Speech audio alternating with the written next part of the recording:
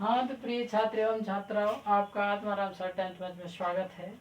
और आपको मैं बड़े ही सरल तरीके से प्रश्नावली 2.2 का प्रश्न नंबर 1 का और दूसरा के बाद तीसरा हम आपको ये सवाल समझा रहे हैं। इस प्रकार है ये हल। अब देखिए ये क्या है, तीसरा पार्ट है इसका 6x² - 3 लिखा था। हम इसको सीधा लिख सकते हैं, ये यहाँ पे आ जाएगा -7x - 3। ठीक है, मतलब इसमें जो समीकरण रहता है वो ये रहता है, क्या रहता है, ax² + bx - c। ये द्विघात बहुपद है, इसके हिसाब से हम इसको हल करते हैं। ठीक है,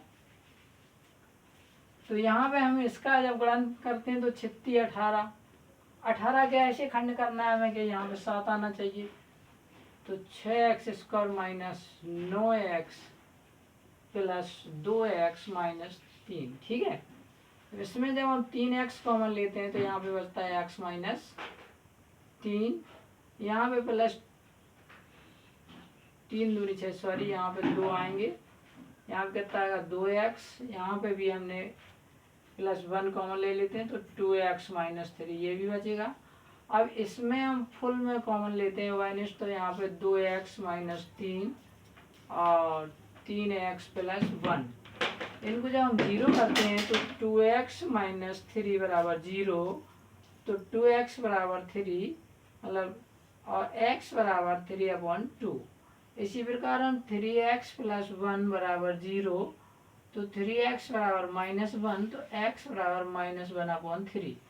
ये जो है इसके शून्यांक रहते हैं, कितने रहते हैं इसके शून्यांक, 3/2 और -1/3।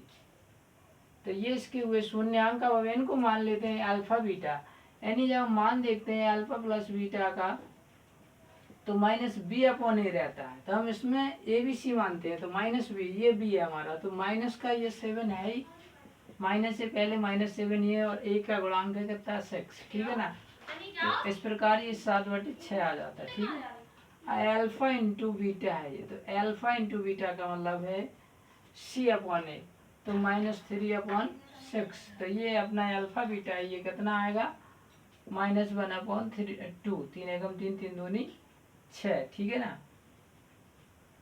तो अब हम इसमें ये देखते हैं कि अल्फा बीटा का जब मान रखते हैं, अल्फा हमारा था, अल्फा प्लस बीटा जब हम निकाल रहे हैं डायरेक्ट, तो अल्फा हमारा कितना था 3/2 और ये हमारा था -1/3। तो इसका जो एलसीएम आएगा वो कितना है 6। तो 2 तिया 6, तो 2 तिया 6, तो 3 तिया 9, -3 दूनी 6, तो 2 एकम 2। तो यहाँ पे हमारा अब कितना बच रहा है 7/6। इससे क्लियर हो जाता है ये 7/6 ये है, तो ये गुणांकों की जांच है सत्यता की। और इसी प्रकार हम अल्फा इंटू बीटा निकालते हैं, तो अल्फा इंटू बीटा का मतलब है अल्फा कितना था आपका 3/2 और बीटा कितना था -1/2, 1/3 -1/3, कुछ भी मान लो। तो ये भी हमारा कितना आ जाएगा माइनस है, तो ये हमारा आ जाएगा -3/6। तो इसको जब हम करेंगे तो कितना आ जाएगा -1/3 2। तो ये इसकी सत्यता की जांच है, ये आपके आंसर है। Thank you.